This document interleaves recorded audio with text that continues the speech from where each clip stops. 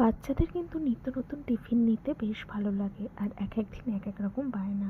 আজ তার বায়না ছিল যে তাকে আলুর পরোটা বানিয়ে দিতে হবে টিফিনে। তো সেই মতো আজকে তার টিফিনে ছিল আলুর পরোটা। স্কুলের টিফিনে আমার ছেলে গ্যাসটাকে জ্বালিয়ে কড়াইতে সাদা তেল দিয়ে একটু আলুটাকে সাঁতলে নিয়েছিলাম। আর আলুটা কিন্তু আমি আগের দিনকেই সেদ্ধ করে রেখেছিলাম, যেহেতু ওর মর্নিং স্কুল, তাই জন্য যতটা পারি আগের দিনকে একটু কাজটা এগিয়ে রাখার চেষ্টা করি, তাহলে সকালে উঠে আমারই সুবিধা হয় আর কি।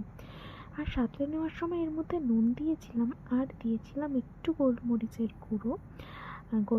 গুঁড়ো দিয়েছিলাম। আর যেখানে কিন্তু তোমরা একটু চিলি ফ্লেক্সও দিতে পারো, যদিও আমার হাতের কাছে সেটা ছিল না বলে আমি দিইনি, কিন্তু দিলে কিন্তু মন্দ হয় না।